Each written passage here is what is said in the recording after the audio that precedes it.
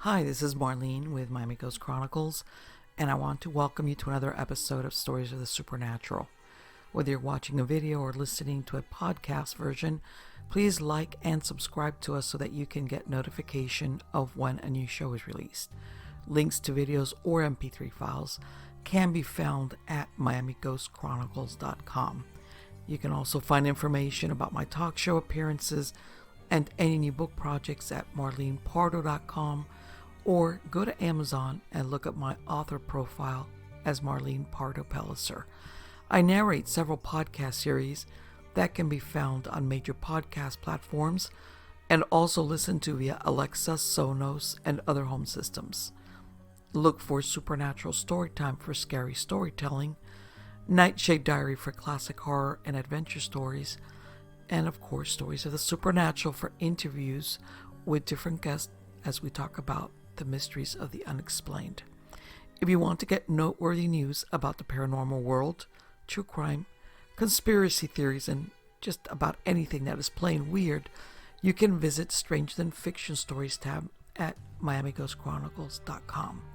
I want to thank you for being part of my audience, and I think you are all wonderful. Hi everybody, this is Marlene with Miami Ghost Chronicles, Stories of the Supernatural. How's everybody doing? Good, I hope. I'm good. This is my first show in 2021, and I know I mentioned it before, but I actually moved to North Florida, and you'll see by my background that I'm in my office is more or less the same, but I'm just further up, and I haven't hung up any pictures, and all I've got is Scooby-Doo, okay? Because let's face it, I'm sure most people that are into the paranormal, okay, were a fan of Scooby-Doo when they were growing up. You know, those darn kids. So anyway, yeah. Later on, as we go along, I'll tell you more about my adventures in moving land, which I hope never to repeat, especially with everything that's gone on. It's like, oh, what? Let's pick the best time to move to a new city. Let's see, with a pandemic, what else? What else can we throw in there to make it difficult? Yeah, it was like, all right, yeah, I did something like that. But let's get to the good part, guys. Let's get to who my guest is today. This lady has been here before, okay? She is an author, but of course, her books have to do with, you guessed it, my favorite thing, which is the paranormal and ghost. And we're going to talk about her books and also a new one that she's got coming up. And my guest is Rebecca Pittman. How are you doing today, Rebecca?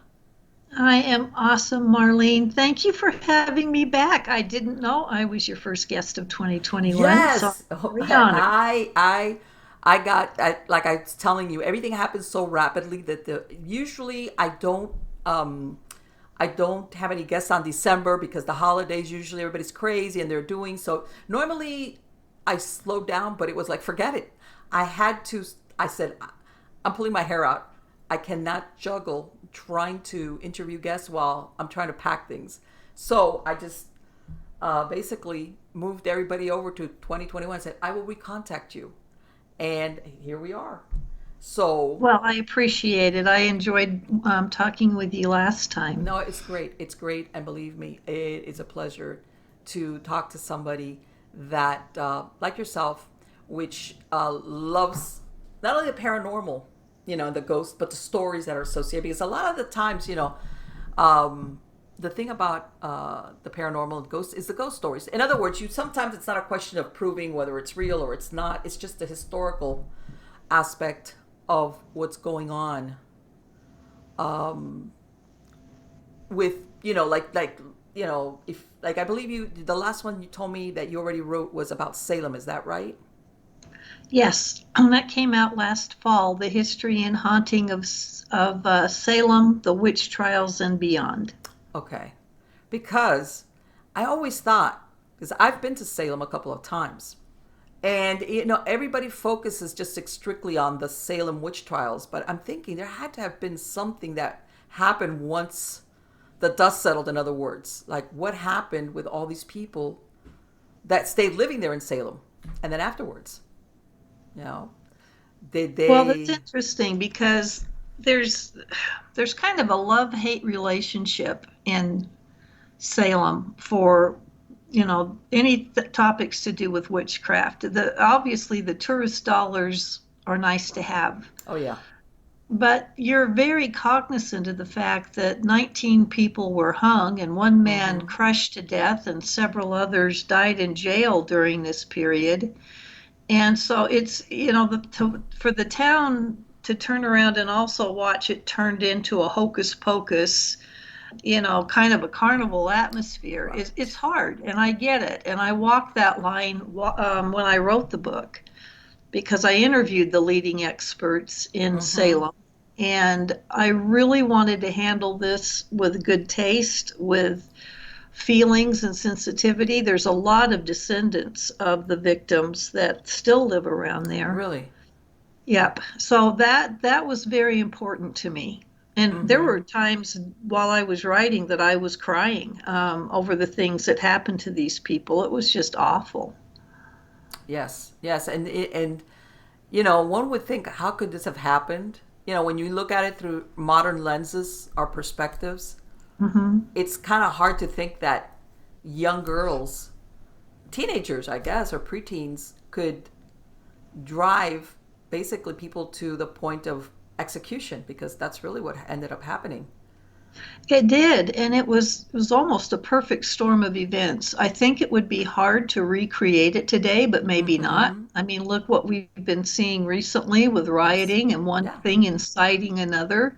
I Yes. don't think it's impossible that it could happen again today in a different form. Mm-hmm. But what got to me the most was that the girls actually admitted later that they'd done it for sport. These That's the people part they were never, they were dead.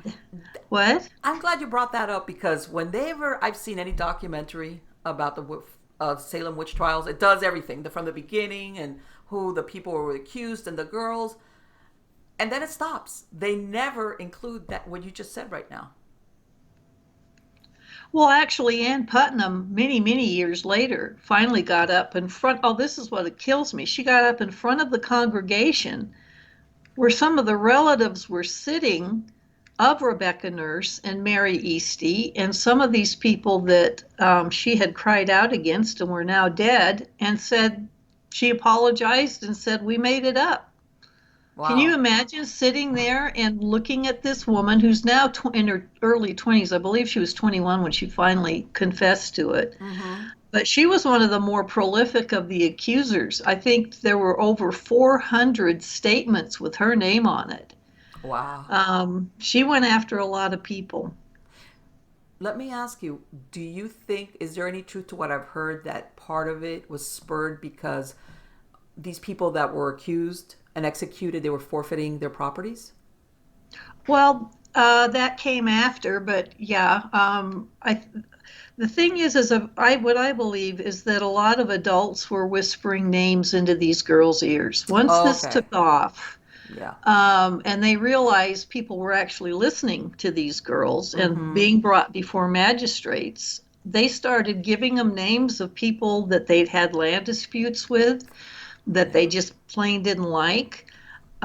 Sarah Good was pretty much um, she'd had a bad reputation in the town. Sarah Osborne was same thing. She was kind of a beggar that got on everybody's nerves. Mm-hmm. And so they were getting rid of the people that initially weren't going to be missed a whole lot. But then it graduated to, like I said, these were people that their parents had had disputes with. Where the land acquisition came in was good old Sheriff Corrin. Mm-hmm. Once you were accused and found guilty, you were allowed to go in and take their property. Wow. What he did, though, was as soon as they were thrown in jail, before they'd even had a trial, he saddled up and rode in with a cart and would take away everything they had. With the Proctors, John and Elizabeth Proctor were both accused and jailed at the same time. They had 9 kids at home. Sheriff Corwin rode in and took all their oxen, all their sheep, all the food out of the pantry, dumped the broth out of the copper kettle, took the kettle. I mean, Wow. these people, in fact, Giles Corey actually tried to sidestep it by putting things in a will so that if he did get jailed, Corwin couldn't come and take his property. Right, I heard something like that, that he tried to. It was unbelievably cold. But in the part though, I don't understand is that all these leaders of the community, all these magistrates, all these people that had power, nobody said, "Whoa, what's going on here?" You Well, know? that's the problem. When these magistrates were not lawyers, Right, they were clergymen. Back then, Harvard was turning out ministers and right. medical people. Harvard was not a law school yet. Mm-hmm. And so these guys really didn't know what they were doing. They were flying by the seat of their pants, and there was no charter at that time. That literally Massachusetts was flying without any government, without any rules. Right. And so I mean, like I said, it was a perfect storm. By the time the charter finally came back and they had the law in their hands, all these people had already hung. And so it's just a devastating time. I think if it would only have taken pivoting one of those pieces, that this it might not have happened, but as it Oh was, yeah. it all came together. Right. And you think about all they would have had is needed is just one person in authority to stop it, to say, Well, and the thing that I think people forget, because we're not that way today. Back then, they absolutely positively believed in the devil and "Oh witches. yeah, yeah, yeah. That's This that was that's not a stretch of the imagination for them. They believed if your cow died, either somebody gave it the evil eye, right." or you had done something to displease God and the devil had come in.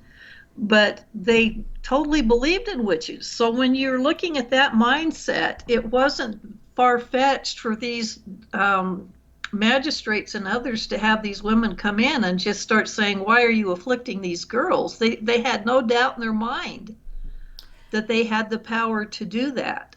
Right. And but in the same time, you always think that in those times, what was that saying?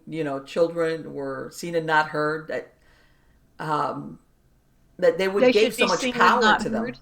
Right. Like how did Yeah. these children, because I'm sure they were considered children, wield so much power, so much believability that nobody, or like you said, that somewhere along the line, some person, whether it was unethical or immoral or unchristian, like you said, there's, they're believing because of it's a religious community about the devil and temptation and sin and witches, that nobody said, wow, this is very unchristian. Like, we're basically accusing innocent people of doing things. And but yeah, that it is a very disturbing thing. What was it? I know there was one moment. Who was it that was named that all of a sudden it just brought it to a screeching halt? Who was the person? Was it a woman? Oh, yeah, finally, Governor Phipp's wife was named. Okay, and that was the It governor was said, toward the "What?" end. In fact, it was, yeah, right toward the end. But by then, 150 people were in jail, Wow. and several, well, 19 of them had been executed. And then all of a sudden, when the governor's wife got named, it was okay. I think we're done here. And what did they do? Did they let go of the people that were jailed? They did. The thing that was interesting to me was Tituba, Mm-hmm. who was the first one named, the black slave that worked for Reverend Paris. She was in jail the longest. She was the first to go in and the last to go out. She Wow. was in there for over a year Wow. in those conditions. I mean, freezing in the Yes. winter and sweltering in the summer, and just this fetid conditions with, putrid straw, rats. Wow. I don't, it's amazing. But she was like the last to be let out. And In what fact, happened? They somebody, I they believe, came ever along and bought her to work for them. They paid her fees, and they let her go. But I can't believe being in there for over a year. it's incredible that she survived. Yeah, Yeah. she did. She was actually fairly smart. Yeah, well, I hate to say it, but in a way, it was almost like she, even though I believe she said she had done something, it was like she could basically say, I was led along. I was, convinced by the dark forces. In other words, it was like, okay, she can get out. Just like these girls that were being afflicted, it was like they're young and innocent. They couldn't be lying, kind of deal. Right. Well, the thing that's very, very, very important is there came a very key turning point very early on. The two girls that started out were the daughter and niece of Reverend Paris, and here it is in the Reverend's home that this first breaks out. And what's interesting to me is when Betty and Abigail started exhibiting these strange symptoms of barking like a dog and flying, pretending they're flying around the room and throwing hot pieces or pieces of firewood from the fireplace and all of that, it started out with what afflicts thee. Here's the turning point. It suddenly went from what to who. Yeah. That is the absolute turning point of this whole thing. The minute Reverend Paris and the other adults took them seriously and said, who? You can almost see the girls go, and I think little Betty cried out for Tituba because Tituba was very close to her. Her own mother, Elizabeth, was always sick. And I think Tituba read the little girl stories, told her stories, sung to her at night. She cared for her. Right. I don't think she was accusing her. I think she was crying out to her. And Tituba had just made a witch cake to try to figure out who the witch was that was afflicting them. And I think partly Betty yelled out to Tituba in anguish that, why did you make the witch cake? Right. So Tituba was the first one accused. And then from then on, it grew. The next is, they said, who else do you see? Is it Sarah Osborne? Is it Sarah Good? They started feeding them names. Yeah. And it was like, yeah, that's who I saw. Yeah, and then it went from there. Wow. But and if they hadn't said, who afflicts thee, I don't know that this would have gone as far as it did. Right. They would have, and I wonder if these girls at some point when it was too far along for them to backpedal on it. Right. Because then, which I'm curious, the one that later on that they admitted, were there any repercussions against them? Or it was like, okay, well, thanks for letting us know that you guys basically sent people to their death. No, there was no repercussion. And the thing that's interesting to me is when these girls are writhing around on the floor during the trials and claiming that, showing that they've got pins sticking in their skin and, saying her specter flew in and pinched me, they were precariously close to being called witches themselves. That's the part I always wonder about. Manifesting these strange symptoms, and yet none of the magistrates turned and accused them of being witches. Right. I always wondered about that. I'm wondering that none of, like you said, the preachers or the magistrates or anybody said, is it because you're a witch yourself? Is that, the devil is inflicting this on you or some kind of thing? Yeah. Well, they did start to turn on each other. One of them was saying, I don't want to do this anymore. And she was going to go tell. And the other girls decided to call her a witch in order to save themselves. Yeah, that probably ended that real quick. Pretty much. Wow. So it's a fascinating story. It's a very sad story. There was also, you had the warfare going on with the Indians, with the Abenakis. Okay. And it's interesting how many of these young girls had been orphaned because of the Indian attacks, and they had watched their families be butchered. They'd watched little kids be hacked into pieces and their parents murdered.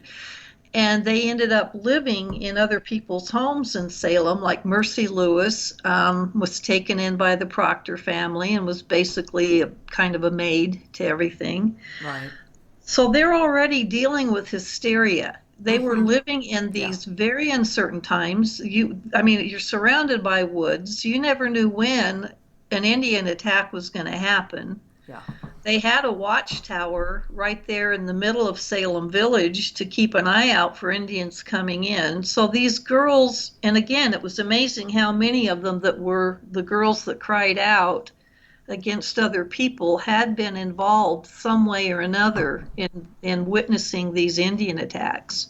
Yeah. That you would think, okay, something in their psyche was damaged, which, of course, it's not only that you lose your family, it's the way you lose your family.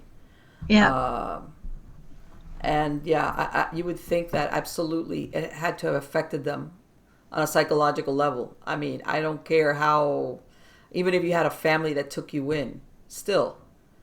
And like you said, you always had that threat that any minute now, you could end up the same way. Yeah, we sometimes lose sight of how dangerous it was to live in those times. Well, and then when you couple that with the oppressed atmosphere they lived in as Puritans, these girls were literally almost slaves themselves. They spent their whole day working or reading the Bible. Um, and this is a time when the hormones are kicking in. Right. So you've got this repressed, pent up feeling of that age where you're wanting to go out and kick up your heels a little bit and you're not allowed to. And then you've got the whole Indian thing going on around you, which is a constant source of stress. You've got the Reverend pitching hellfire from the podium, Yeah. making you feel like you're going to burn in hell. I No mean, matter what. no Because matter what. I mean, they would preach about what happened to little kids. If you talk back to your parents, you were told that you were of the devil and you're going to go to hell. yeah. And these weren't just empty words, these were things they believed in. So Yeah. you're looking at a lot of repressed fear and anxiety. And when these girls realized, oh my gosh, the adults are not only listening to me, they believe me, Mm-hmm. it ran away with them. They got out of doing chores. They were carted around like superstars. They actually put them in carts and took them to neighboring towns for them to point out other witches. Oh my God, I did not know that. Oh. Yeah, I mean, this was like, hey, this is pretty neat. I imagine those towns must have been like, hey, I think I'm going to go take a walk to the other neighboring village. You know who's coming over? I mean, Yeah. talk about stress, right? Well, I think what was the most upsetting is it might have been fun to start with, but when they saw them actually hang Bridget Bishop, who was the first one, wouldn't you have stopped? Exactly. That's what I'm saying Oh is my word. that's the part that I'm thinking that these kids, they were like, didn't any of them say, okay, this is not a game. People are dying. Well, And like you mentioned, it may have been too late to turn back. I mean, can you imagine the ramifications at that point if they'd said, "Okay, sorry, we were making it up." oh, at that point, I could very easily see where they think they might turn and tell us we're the witches because look at what we did. Right. So, and now were there any hauntings afterwards from any of these events? Oh yeah, the second in all of my books, the three-quarters of the book are about the history, Mm-hmm. and then the last section is on hauntings, paranormal activity that is happening today. And there are ley lines that go underneath Salem, and it's not unusual to find a lot of paranormal activity associated with ley lines because they're basically energy sources under the earth. Yes. Stonehenge is built where two ley lines cross. So are the pyramids of Giza. Um, so there's a lot of activity in Salem on Essex Street, which is the main street going through there, where the judges' houses are, where the witch Right. house is.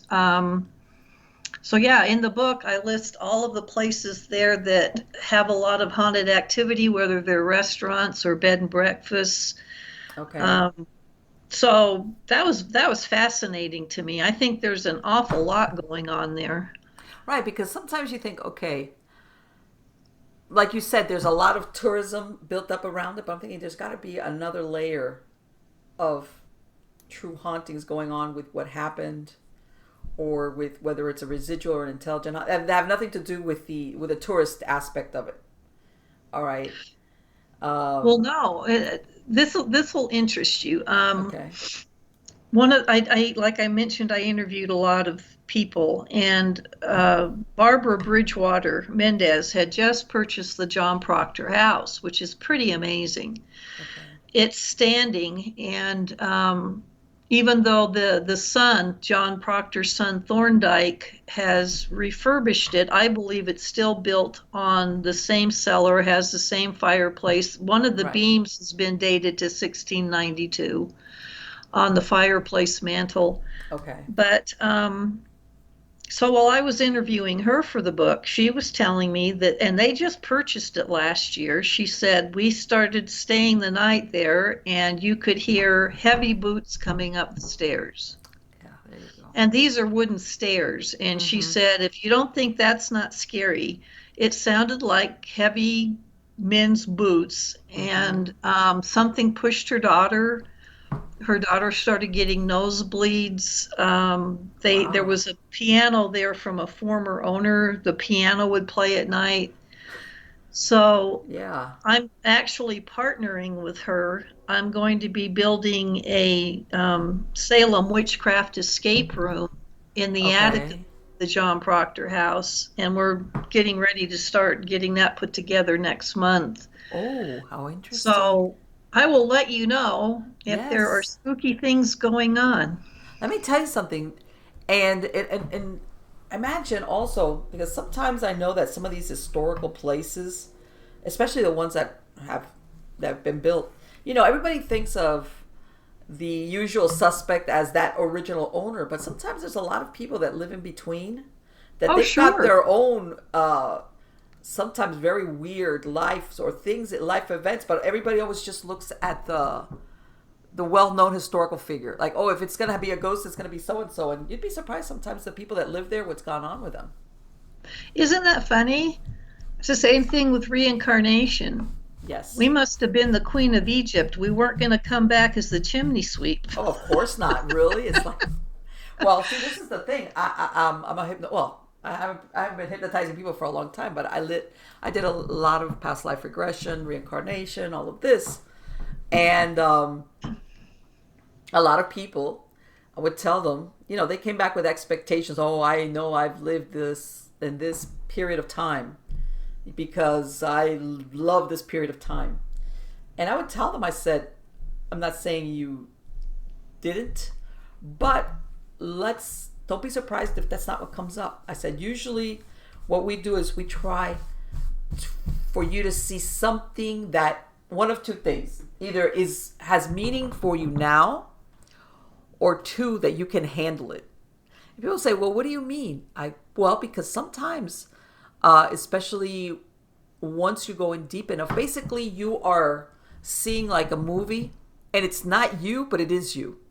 And sometimes people had horrific events happen to them, and you will not regress to a time period or a lifetime that you mentally couldn't handle. Even though I could pull you out and say, this is like, in other words, like a movie, but it's still very difficult. But yeah, you'd be surprised how many people, like you said, expect that they were somebody important or significant, historically significant or well known. And the majority of the times, nope, not at all. Not at all. Sometimes people have really boring lives. I'm 6'2" tall, which is very tall for a lady. Yes. And one of my ancestors is Mary, Queen of Scots, and she was 6 feet. And that was almost unheard of back then. Yes.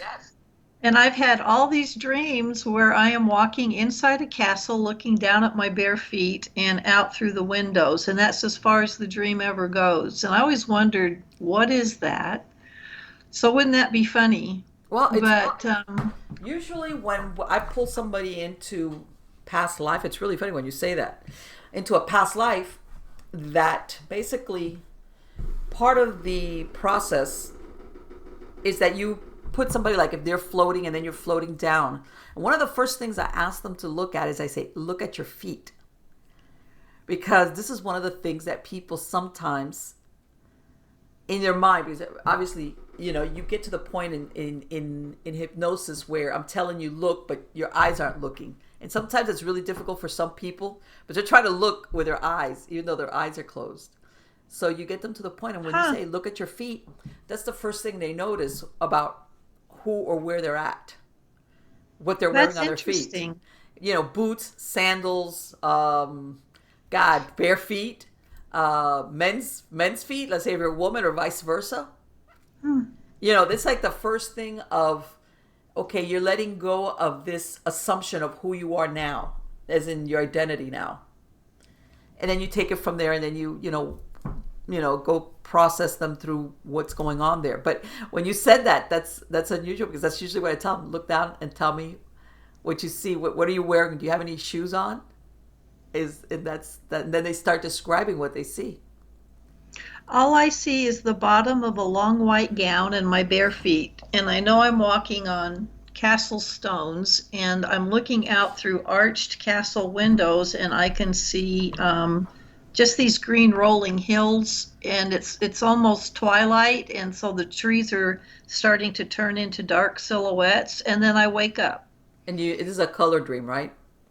Yeah. Mm-hmm. That's another thing. People don't realize how many dreams we have where there is no color. Really? Mm-hmm. Yeah. I don't remember a time I didn't dream in color. Yeah. There's a lot of times we don't dream in color. We just, as a matter of fact, that's why when we have these vivid dreams with color, we remember them like, wow, I had this really vivid dream. But yeah, we don't. A lot of times we don't. But yeah, it's stuff like that. Well, and you know what?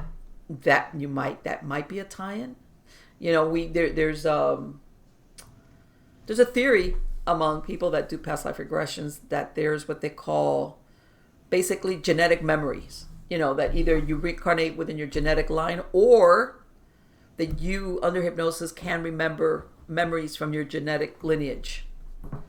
That's possible too. And that's really interesting. Okay. Well, how often have you had that dream? Like for a long time? I haven't had it in the last 5 years. Before that, it was a couple of times a week. Really? Wow. Yeah, the thing that's always haunted me, pardon the pun, is I've always had a feeling of being trapped. And I couldn't figure out why. I couldn't think of one time in my life that I was ever trapped in a box or a small. I actually am fine in small places. I love the dark. Right. And I had a hypnotist once. I said, can you find something? Maybe it was before I was 3 or 4, but I keep having this sense of being trapped, almost to the point of having a panic attack. Okay. You couldn't find anything. So I know I'm taking this too far, but when I thought of Mary Queen of Scots, she was imprisoned for, was it 18 years? I can't even imagine not being let out and having someone else have the power over unlocking that door. And I thought, maybe it's that. It could be. Well, I don't know. I've never been able to find out where this comes from. Well, I also work sometimes with people that they would have what fears or phobias. Fears, you know what it is. I'm afraid of dogs. Why? Because when I was a kid, I got bit by a dog. Okay, that's now why you have that fear. Right. Phobias are when you're afraid of something and you can't understand, why am I afraid of this? I never had a prior experience with this that I can remember, or my parents. Nobody's ever told me when you were a child or a baby this happened, but you still have the phobia. And then that's when you go into hypnosis, and then you sometimes it is something from a past life that carries over. And there was one story that I heard, because I used to work also a lot with people to quit smoking. And there was one time it was something having to do with people that had problems, in this case stopping smoking and past life. And the story was that this hypnotist had a client, same thing, couldn't stop. The person would slow down because depending on how much they smoke, you kind of cut them down before you make them go cold turkey. But this client, there was just no way they could get this guy to stop smoking. It was like, and this person wanted to. Finally, the hypnotist said, well, let's do a past life regression and see, maybe we can find out if the problem is there. And I can't remember exactly. It wasn't that far back historically, but it was a point in time where execution was by shooting. You know, you would get shot. And this man, he saw himself as a prisoner of war. And he was being led out to be shot. And you know how they say, do you want your last cigarette, like the last smoke? Oh my gosh. Yeah. And he was caught up on this. My last smoke was, after I finish this, I'm going to get killed. I'm going to get killed. Huh.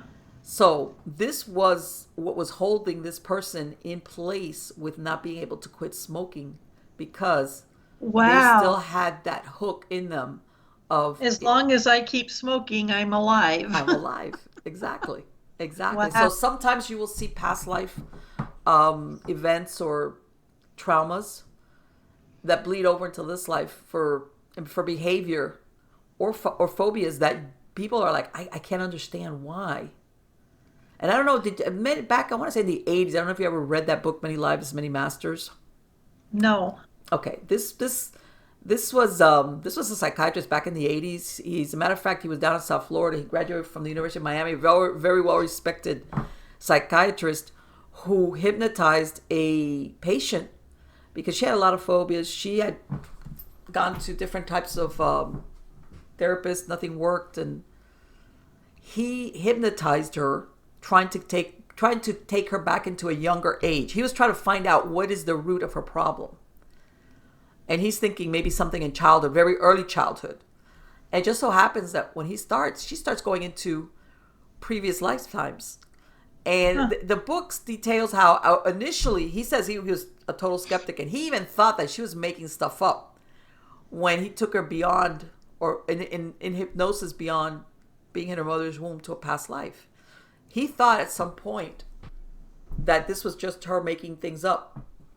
So he was thinking, okay, eventually this is like a big knot. We'll unravel it. Long story short, the whole book basically details how he came to the realization that what she was describing, and she gave enough details about who she had been in prior lives that he realized that this was an actual regression into a past life, not her making stuff up.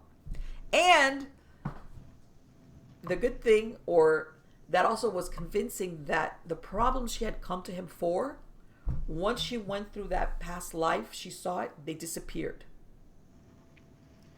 So there was closure. There was closure. Things that she had gone through, therapy, medication. Well, he was a psychiatrist, which means that he could, prescribe. This lady was a troubled woman, and she had like years and years of, a lot of problems.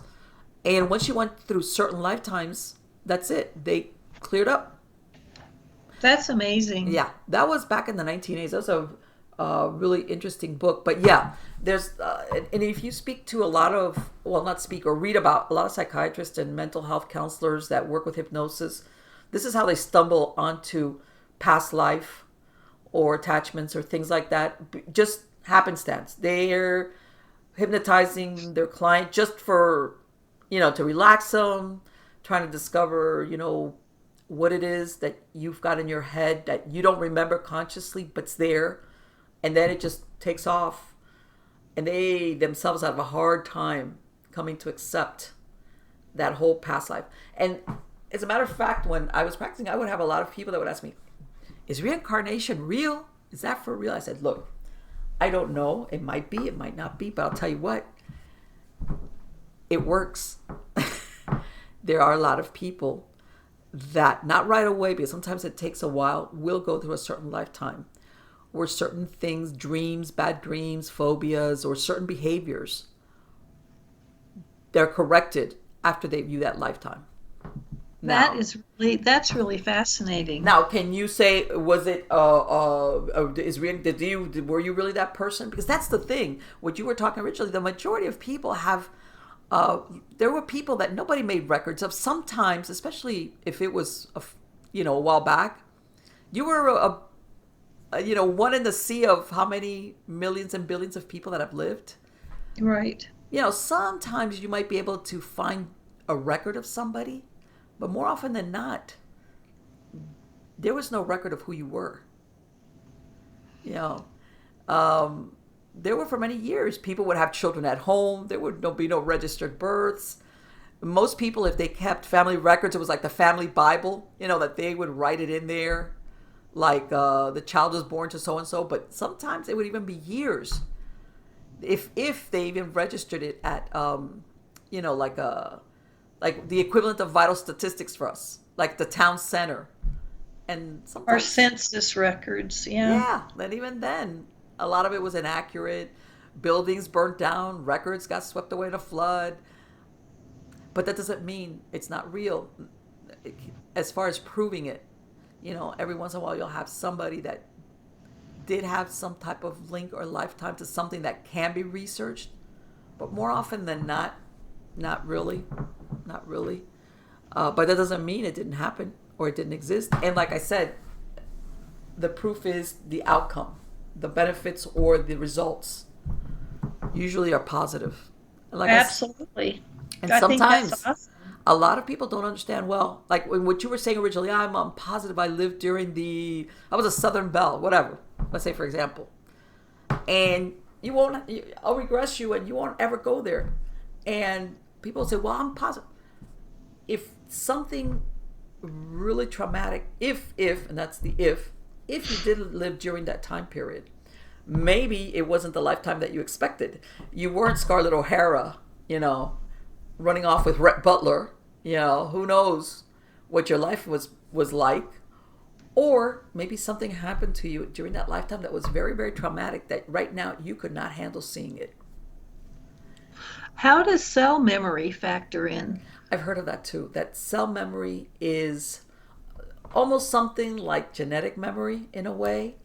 And I'm sure you've heard of people that have done the transplants of organs, That's eyes. Yeah, exactly. Hearts. Nowadays, there's a lot of stuff that they harvest, and I've read a lot of documentation about that. A lot. I totally believe in that. Suddenly you've got a craving for food that you'd never had before. Yes. And you have these memories that you didn't have before. That would be very hard, I think, to separate that from reincarnation. Is it reincarnation or is it cell memory, even passed down through the womb? Exactly. I mean, look at all the cells that we inherit from our parents. Of course. And this is the thing. A lot of these people have had these experiences, never knew who they had their transplants from. In other words, there was no expectation in their subconscious mind that, I got this heart from this person. And no, they find out. A lot of when times they don't even know. They don't know. And as a matter of fact, a lot of them investigate it after they start having these experiences or behaviors, or some of them I've heard they act sometimes like it's not only like the foods, it's like sometimes even behavior itself. Yes. Will change. Yeah. And being able to suddenly play the piano. I mean, that's pretty cool. Yeah. Or, things like this that, okay, this person had no knowledge whatsoever. Exactly. Isn't that interesting? I love that stuff. Yes. I love the mysteries of the universe. I hope we never solve them all. Oh, no, of course not. Then it would be boring. Well, and a lot of times, a lot of people will tell me, oh, there's so many paranormal shows and ghost shows. And I go, don't you get why? And it's like, why? I go, because people are running away from technology. There's, on one end, we've got technology. We're ODing on technology, which has it's so fast paced. It's increased very rapidly year after year. What was it the other day? God, I can't remember what movie I was seeing. It was a movie that came out in 2001, and nobody used a cell phone. People were. It was like that was 2001. That was 20 years ago. Where people were using. You actually had public phones, and the whole movie, people used public phones or landlines. And I knew that, yeah, their cellular phones were coming up, but it's not like right now that everywhere you go, everybody Right. automatically, public phones is like, yeah, the only place you're going to find them is an airport. And I was like, Well, that was only 20 years ago. there's your time travel. I'll tell you, when there's nothing more humbling. I was unpacking stuff, and my grown son was helping me, and he held up an 8-track tape. He goes, "Mom, what is this?" I said, "Never mind. Yeah, It's a bookend, okay? Let's just move along." yeah, exactly, exactly. Like VCR and cassette, and you know, even now, even DVDs. I mean, CD. Me and my husband, we just bought a truck. There's no CD player there. Yeah, No, there's nothing there. All it is the Bluetooth and and stuff. But there's not even a CD player. So this, I have 9 grandchildren, and to have them say, "Grandma, it's not rocket science. You just push that, that, that, and that." I mean, and they're 5 years old, and I'm I going, know, "Oh my yeah, yeah. It's gosh." like, yeah, all right, quiet you. Go sit over there. Yeah, excuse me while I call my 4-year-old grandson to figure out the Wii Yeah, system. yes, they're and yeah, to them it's like, well, when you're a kid, everything is easy. But yeah, it was like I was looking at that movie, and I looked, when you stop and you click and it shows you what year the movie was made, Yes, and it was yes, like that's 2001. Wait a minute, that was only 20 years ago, you know, I know. and it was like, and and even now when I see some of the older movies, when they have the answering machines. Oh, and the fax machines. Oh, Yeah. the facts. Yeah, that was another thing. That was another thing in the movie that there was a part that was like a police, and they faxed the police thing came in through the fax, and that was like, whoa. And it was like, yeah, all right. Wow, so Well, much of yeah, that. watching a Ted Bundy, they brought in these giant IBM computers when they were Yes. finally trying to correlate all the different states where he had been murdering girls, and these Mm-hmm. things took up the entire room, these Yeah. giant IBM computers. Yes. And I mean, now, this was cutting edge back then. they're like the chip that you put them like in a thumb drive, and Yes. but it's incredible. And getting back to what I was saying, that humans, their reaction to so much technology that's advancing that everything is obsolete by the end of the year is the mysterious stuff, paranormal stuff. Because I think that deep down inside, most humans are romantics, and we always like to have that unknown, that question mark. It's like everything that's totally defined and explained, and it's like, okay, but the what if. Well, I don't own a single piece of ghost hunting equipment other Mm-hmm. than a tape recorder that I use to interview people. And I have had more stuff happen to me. And I really think it's because I'm not trying. I Oh, sure. don't go around saying, "Give me a sign." Yes. Um, the really bizarre things that have happened to me were when I was focusing on something else. Limp Yes. Mansion in St. Louis is still, to me, one of the most haunted places on earth. I've heard gunshots in the hallway. I've had something Wow. kick the bed and sit on my feet. Oh God, Um, Rebecca. yeah, and try that when you're there all by I yourself. was gonna say, were you by yourself? And not just by myself. I had the entire mansion to myself, and this place Oh, is gigantic. Vincent Price used to stay there. He was friends with one of the Limps. wow. It's an amazing, amazing place. But the thing is, the point I'm making is they're not on parade. It's not on demand, show up, show me Yes. I believe that they reach out through our minds for one thing. You can have 5 people standing there, and all 5 will experience something different. One might see an apparition, but the other person doesn't. There's this old castle in Denver, and I went through with a friend, and the guy was showing us around. He opened this bathroom door, and the smell of lilacs was so overwhelming, it was almost made you nauseous. It was like somebody had Wow. just poured out an entire bottle of lilac perfume. And I went, "Whoa." I said, "Is that an air freshener?" And he looked really uncomfortable. He quit talking. My friend's going, "What?" I said, "You don't smell that?" She said, no. I said, how can you not smell that? She didn't smell it? And yet, when I looked at this guy for confirmation, he's fidgeting and he couldn't get us out of there fast enough. And the impression I had was he knew all about it, that Uh-huh. this wasn't the first time. And it bothered me that she didn't smell it. But I've heard that a lot from other Yes. people, that Yes. I believe that these spirits imprint things onto our minds the way they imprint voices onto a recorder. Look at the Yes. people who take a photograph, and while they're taking it, they don't see anything, but when they get the picture back, they see it. Oh, Or yes. like they're trying to get an EVP, they don't hear the answer then, it's only when they play it back. Well, same So thing. You have two people take a I believe picture. that they're imprinting things upon our mind, not necessarily that we're seeing them with the senses that we're used to. Yeah, well, some people are more receptive. They're a better conduit. And I was doing paranormal investigations, and tell everybody since in the '90s, since the '90s when we didn't have all the crap that they have. I'm gonna say crap. I call it the dungeon, the dungeon way of doing things. And by I say that, I meant it was like exactly like what you said. This was before there were, all the FLIR cameras and basically it was cameras, and like I tell everybody, before digital, when you had to pay money to process the film, and your senses. And sometimes if you, like you said, you had a recorder, but that was about it.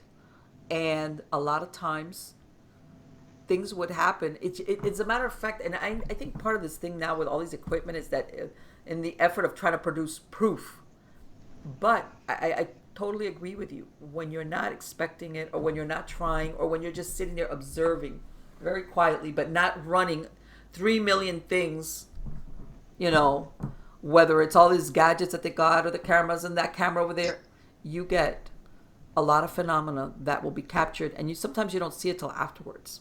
Or, contrary to what people say, it's the camera or the recorder or something will not capture it, but you and I'll say your body, after a while, when something's coming about to happen. If you're Yes. awake, there's something Yes. that you recognize, and you're like, and you might not register it on equipment, but you know it. People sometimes forget how important the human body is as an instrument when they do these type of these experiences. Uh, Well, we're a walking energy field. yeah. I mean, the fact that your heart, which has a larger electromagnetic field than your brain, Mm-hmm. your heart sends out a magnetic field that goes out 3 feet. That's why people very often can sense that someone is evil Yes. or can sense someone with a good spirit. You just naturally go, you give off a really neat vibe. Where do you think you're Yes. picking that up from? The other electromagnetic field goes out 8 feet. That's why it's actually kind of hard to sneak up on someone and actually scare them, because you feel that shift in that energy. I don't know about you, but 9 times out of 10, I whirl around before they get to me. Yeah. Or that same thing of what we talk about when you feel somebody staring at you. Yes, You look up and there is somebody staring at you from maybe even across the exactly. room. Yeah. We doubt our that I mean, we have such extraordinary powers. When they say we haven't used 10% of what we're capable of, that's what I don't know. I'm not going to say it gets me angry, but it bothers me that so many people aren't open to all of the things that we don't know yet, Oh, of and to the course. possibilities that they exist. I mean, look at UFOs now. You've got Yes. military, the big brass, coming forward with redacted information that they're finally saying, okay, they're here, they've been here for a really long time. And so that I think that's what's going to happen with the paranormal field. Once we understand it better, whether it's parallel dimensions Mm-hmm. or whatever it turns out to be, you're going to have a lot of people apologizing to all the paranormal kooks out there that are Oh, saying they do exactly. exist. Well, like you said, look how long it's taken the government to kind of, and even then, all they say is UFO as an unidentified flying object. They're not ever saying it's extraterrestrial.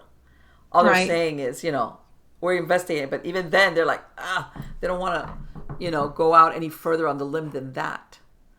Um, You're a fascinating lady. I always enjoy talking Oh, to you. likewise, yes, I love it. Which one of the things also I wanted to ask you about was that you told me that you were now going to start working on a book about Versailles. I'm actually almost finished. I want to ask Yeah, you it's something real quick. I want to ask, and I don't know if you included it. Did you include anything about those two ladies that had that time slip? I did. Okay.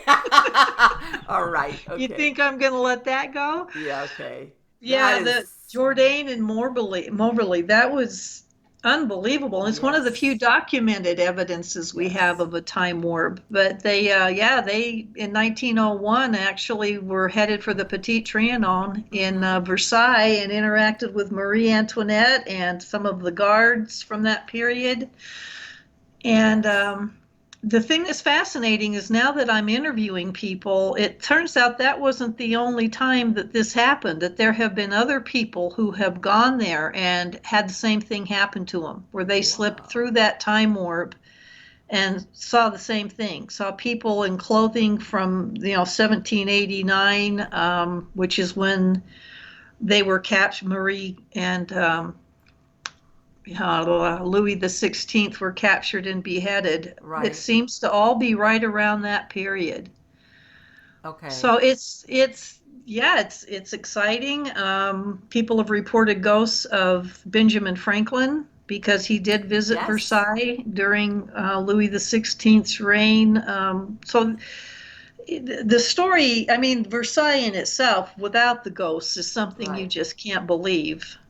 The poisonings, the scandals, it's Well, just. yeah, no, they was like the French court, which is of course this is where I mean, and Louis the 15th, the Sun King. I mean, all these people behind those the circumstance and the pomp and everything. There was a lot of drama going on inside Well, that I think when palace. the TV series came out, Versailles, Mm-hmm. I think it really got people fascinated with. And to be honest, it stayed pretty true to what actually happened. I was very impressed. Oh yeah, and that was A I lot of like that. nudity in there, but Right. Well, I know that they gotta like, but yes, they there was a lot of how can I say it? Decorum supposedly that you had to have at court, but that's really not what was going on behind the scenes. And the oh closer you yeah, were to the king, the basically the more pull you had in the oh outside yeah. world. That's where the poisonings came in. It was called the Affair of the Poisons. It lasted 5 years to where nobles were knocking off other nobles to Mm-hmm. climb the ranks or to get their inheritance early.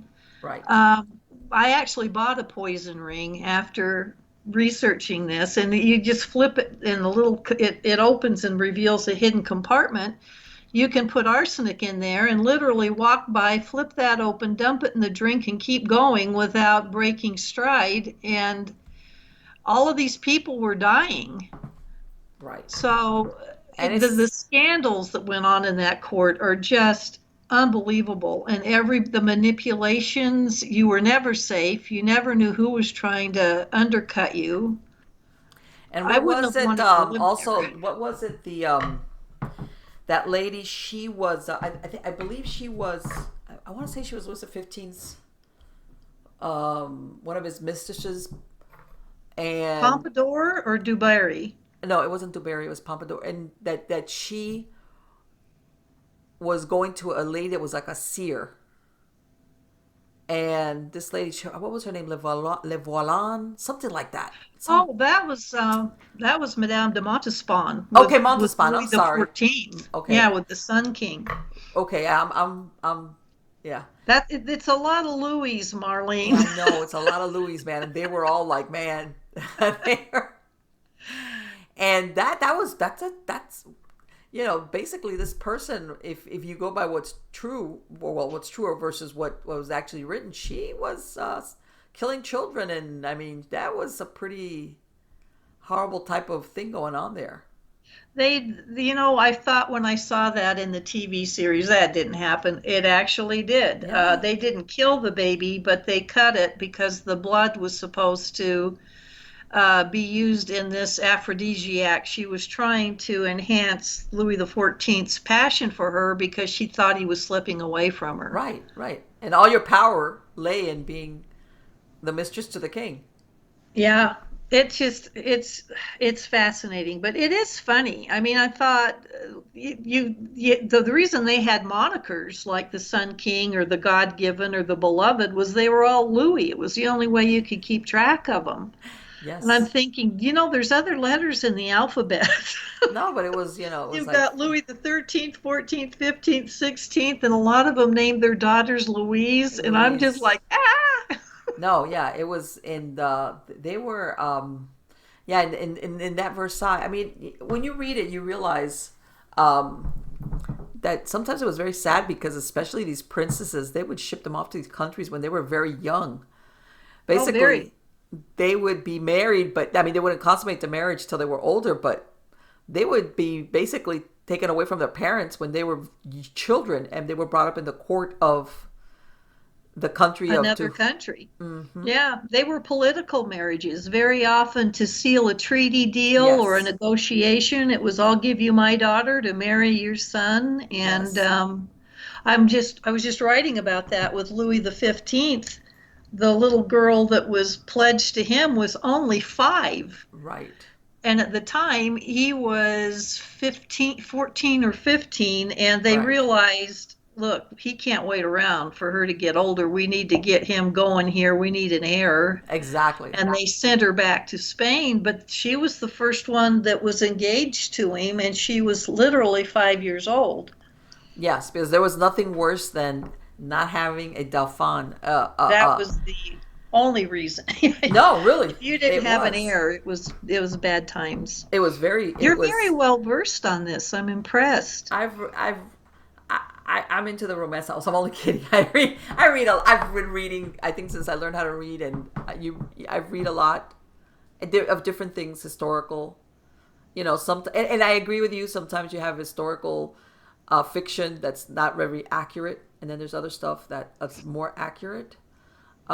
And I was gonna ask you, have you ever heard of the Scarlet Man? As far as the Haunting Act, well, he was in the Tuileries, but he's supposed to be something that was seen periodically throughout history, uh, by different royal, whether it was a queen or so and so, and basically seeing him was like something bad was going to happen. I did not hear that. That was at the Tuileries? Yes, yes, and he's Okay, called when you first mentioned the him, I thought you were talking about the man in the iron mask. I no. will have to look that up. Look it up. It's the Scarlet Man, and some people describe him as a man. Some people describe him as an imp or like a Huh. devil. Um, and basically, seeing him was, if you saw him, it was like, oh, So he was either a harbinger of yes, something yes, bad coming. something's bad was going to happen. Um, and people later on would say, either something bad was going to happen to you, or, for example, there was going to be a big fire. Something was going to happen. Something either to you or to the building. Something, but usually the ones that saw it were people that were in the royal family throughout history. As far as That's the bad. Well, thank you. I will look that up. yes, If I if I put that in find, the book, I I wrote will up. give you credit. Um, I Well, it's also like Giles Corey. His ghost is supposedly seen every time something bad's going to happen to Salem. His ghost appeared really. when the big fire hit Salem. So I think he's been seen 3 or 4 times right before some disaster struck. Oh boy, when was the last time he was seen? Do you know?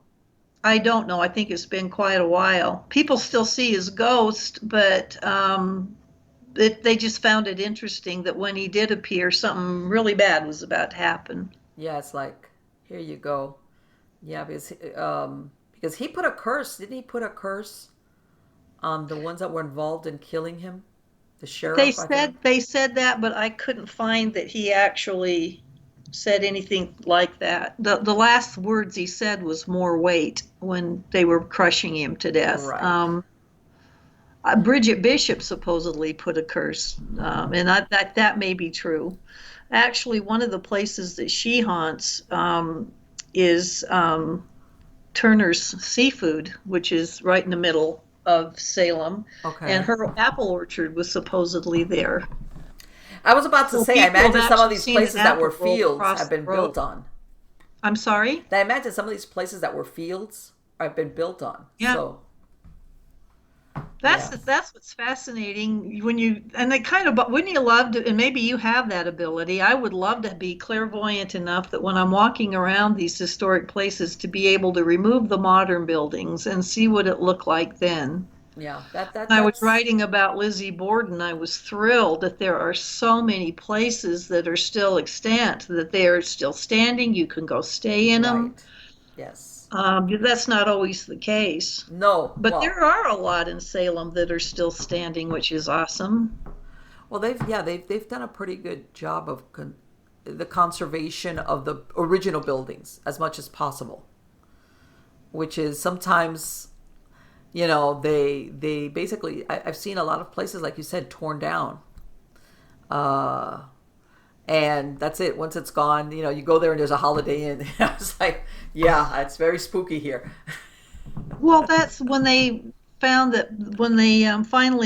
the location where the hangings took place at Salem at Proctor's Ledge. It's a little surreal because you're standing there, and if you look over your shoulder, you are literally standing in a Walgreens parking lot. There you go. Yeah, So see. it kind of takes away from it. Sure, of course. Of course. But at the same time, a lot of you will have people that will be living in a new house or a new building, and they'll start having paranormal experiences, and they're Oh like, yeah.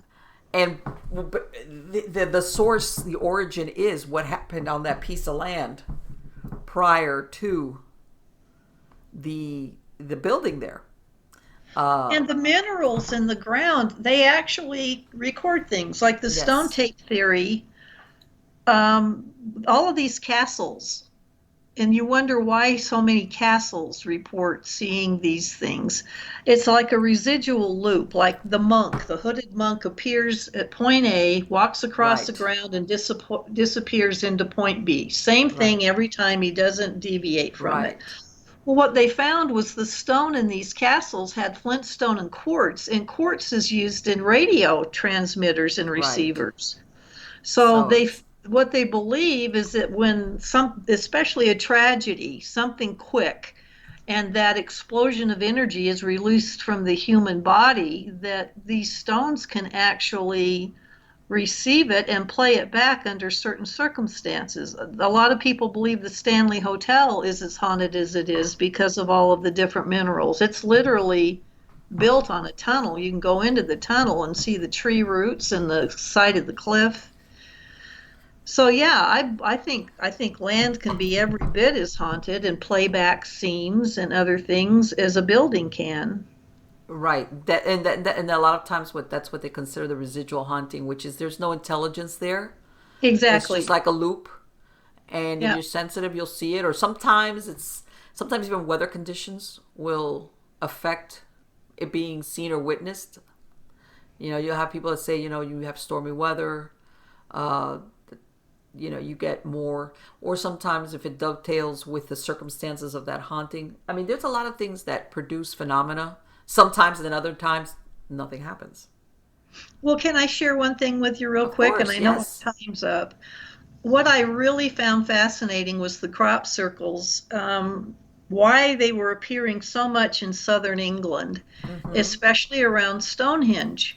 What they're finding, and this blew my mind, they did a topographical kind of a sonar map where 95% of the crop circles appeared. Right beneath them in the ground were chalk fields.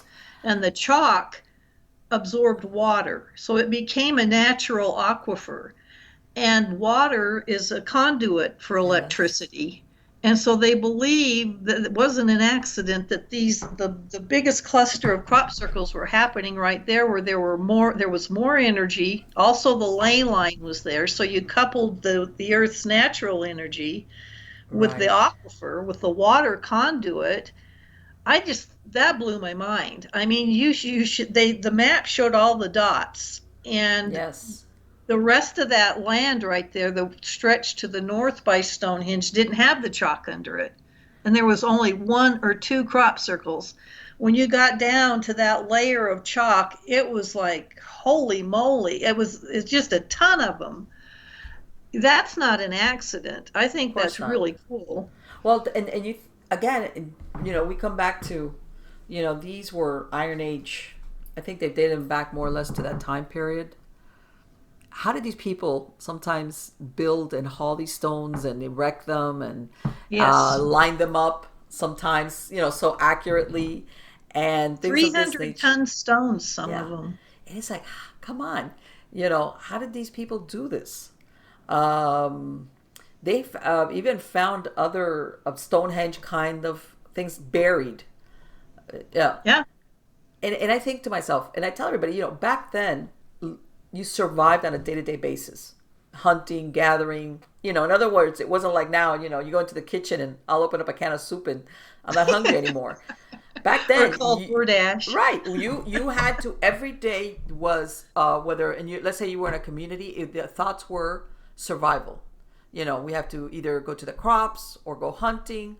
So the point being that for you to pull off people, men, I imagine mostly, the manpower to do this, it had to be important because these were human efforts that would be taken away from gathering food, hunting food, producing food to go and do this. It had to be extremely important. Extremely important. Good for you. I think that's the first time anybody has posited that. That's really good. Oh, thank you. No, we in modern times, people don't realize, especially the cyclical nature where when the snow came, you had to have enough food to take you through the winter. Whatever it was, whether it was grain or meats or whatever. So you spent them, especially let's say let's go to England, to United Kingdom. Over there, it's rainy and cold, and the winters are harsh, especially if you were living out in the field. So when those months opened up for you to gather and make food or grow food or whatever you were going to do, you were going to do it because if not, you were going to starve come the winter. So for them to pull away people, men, to drag a stone around, let's say, and that we still haven't figured that out. God, that's to me is the one that I'm like, how did they do that? How did We they need do to that? do another show where we talk about that because I have Yes. really been studying the pyramids of Giza, and I do believe they were actually generators for sound. Um, oh, I love talking to you. Likewise, it's been great. It has been fantastic. I love talking to you because when is by the way when is the Versailles book going to be coming out? It's supposed to come out in the next 6 weeks, so I'm Oh, hoping okay. by mid-April. I'm heading over to Salem the end of March to start planning out the escape room, but Okay. I'm hoping mid-April it'll be released. Okay. And you're going to have that available. Should they go to your website or is it going to be on It'll Amazon? be on Amazon. Then go to my website, www.RebeccaF, as in Frank, Pittman Okay. books.com. All the books are there. I have a Lizzie Borden paranormal card game that's for sale there. Okay. So I appreciate you always being so kind with No, your on the time and contrary. having me on. You're a wonderful guest, and I wish you the best of luck. And we'll be talking soon, Rebecca. All right, and if you need any bubble wrap, let me know. Oh God, dude, that's a bad word. Bad girl. Bad Bad girl. girl, bad girl. Thanks, Marlene. Stay No, safe. you too, sweetheart. Bye bye. All right, bye bye. Wow, she's a great lady. I loved interviewing. As a matter of fact, I'm really happy that I scheduled her for my first guest in 2021. Let me tell you. If anybody, that's why when I said bad girl, when she said bubble wrap, because she moved 15 minutes away from where she lives. And it was like, if anybody says the word moving to me, I'm going to punch him in the mouth. Oh, wow. I mean, I've moved, folks. I have moved during my lifetime, but usually it was in the same city.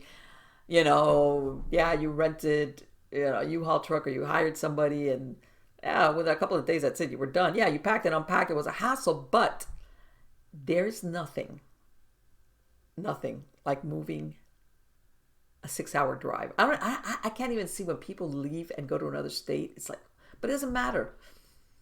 Wow. Oh, wow. But anyway, it's like, yeah. Talk about learning experience. Yeah. It's al- it's almost this kind of thing where, that saying about ignorance being bliss. Because I think if I would have known what was coming my way, I wouldn't have moved. Or I wouldn't have moved. It's almost like, and then once you're there, once you're in the middle of it, it's like, what is this? But it's like, okay, you gotta keep going, and um, go through the whole. I'm still unpacking boxes, and as you can tell behind me, I don't even have a decoration up because I haven't had time. Because I'm unpacking boxes, and I was telling her, as a matter of fact, today I closed down a storage. A storage unit that I had here where I moved into that was luckily like a couple of blocks away from where I moved to. Okay. It's like, I'm not moving from this place. I'm not. Let me not tempt fate, but no, I'm not. No. Nope. But anyway, I hope you enjoyed listening to Rebecca. That new book that she comes out. She's got several books, and I don't know if you saw the slides there for those that are listening on podcast. She's got several books about hauntings, about the historical aspects of different, like the Lizzie Borden house, and one thing about Rebecca is she does her research, which is what we were talking about. You see, for example, same thing with the Salem witch trials. I'm sure everybody's seen or heard some documentary about the Salem witch trials, and everybody knows about the Salem witch trials. But how many ever go and say a few years later, these girls admitted that they lied?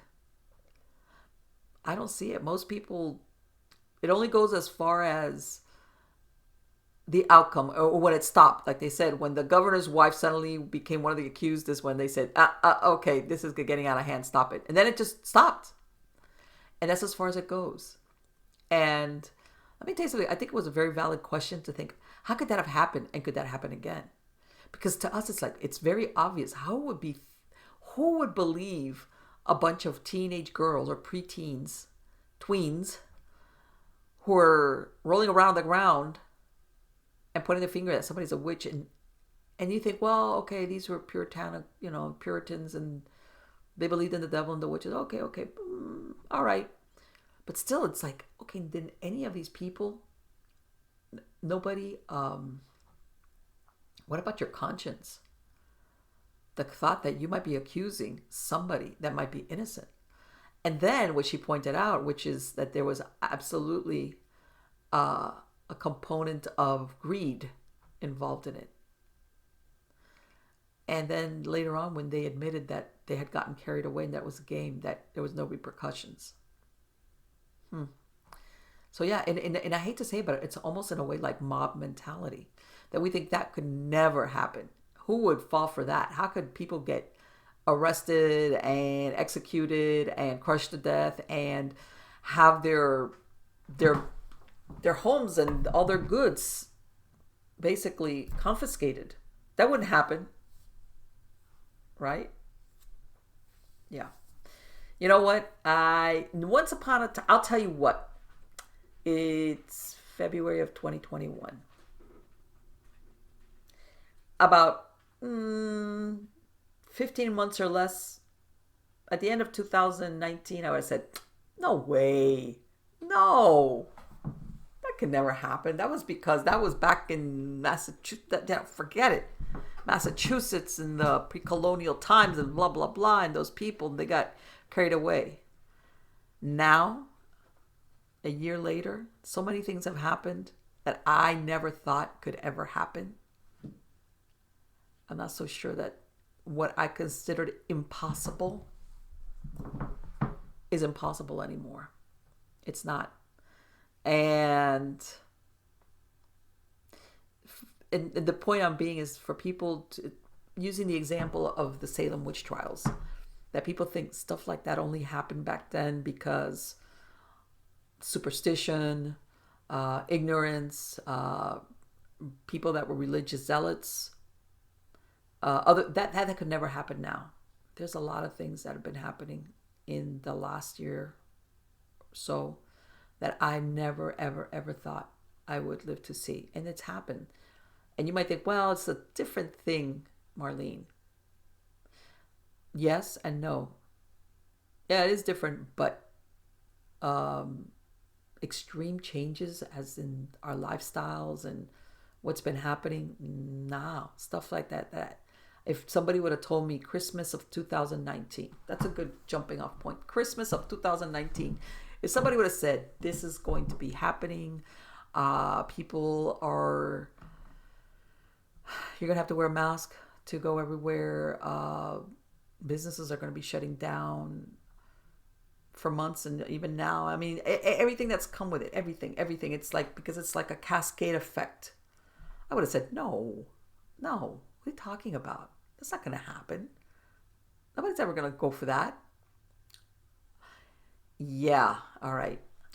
Wake up, girl. Yeah. That's why I'm saying, when we look back at historical incidents and we think that could never happen again, be surprised things that can happen again. If not exactly the same, but things that you would think, no way. You know, what's that saying about that? If you don't study history, you're doomed to repeat it. Wow. But anyway, I hope you like the interview with Rebecca. I urge you to go to her website, which I'll have a link in the credits of the show. Also, you can find her on Amazon. Like I said, if you like paranormal books that are well researched historically, in other words, it's not the fluff stuff. It's not the, and there was a story, but there's really no historical veracity behind it. If you're one of these people like, hey, I really want to know what happened either to this family, to this house, to this location, what was historically accurate, which a lot of times, I tell everybody, because I'm a research buff myself, sometimes when you look at the truth, it's more disturbing than the stories that are circulating out there. To me, that's great. I love the ghost books where the history backs up what was said, or contradicts it but explains it in a certain way that you say, now I get it. Wow, that's really what happened. Now I can see why, man, that place is haunted, or why people see this certain whatever it is. Or maybe it's not, the usual suspect. Maybe the person that's really haunting it is this other person who this is what befell them.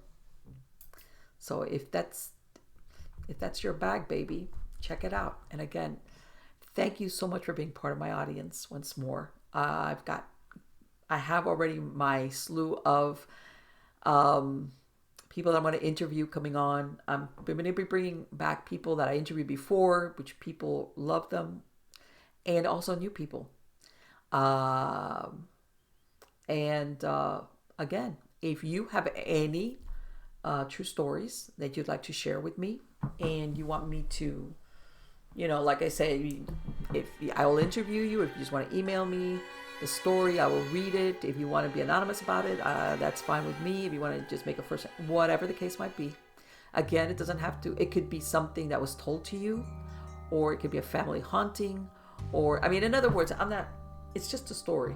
It doesn't need to be proof or explanation of why it happened or how it happened. Just a story. Get a hold of me. Go to Marlene at MiamiGhostChronicles.com. You can email me there. Go to MiamiGhostChronicles.com. There's a Submit Your Story tab. I'm working on book number 2 of this, which is, there we go, Lady in the Blue Kimono. Okay, Film Noir Murders. I'm working on book 2 of this, which is, these are all real true crime happenings, true crime murders that happened between the 1920s to the 1950s. A lot of them the film noir, and if any of you are familiar with the film noir films, which were the Gumshoe, Humphrey Bogart, the Femme Fatale. It's kind of fashioned after those years, unsolved murder mysteries. Some of them were solved. Some of them were quite disturbing, to say the least. But anyway, I am working on number 2, and I'm going to be releasing it this year and hopefully later on another Sybil Chronicle book in the Sybil universe that'll be going out. But again, I think the best of all is when I get emails from you guys with some story, whether it's short or long, whatever the case might be. Don't forget about me. So again, thank you so much for being part of my audience. Take care. See you soon.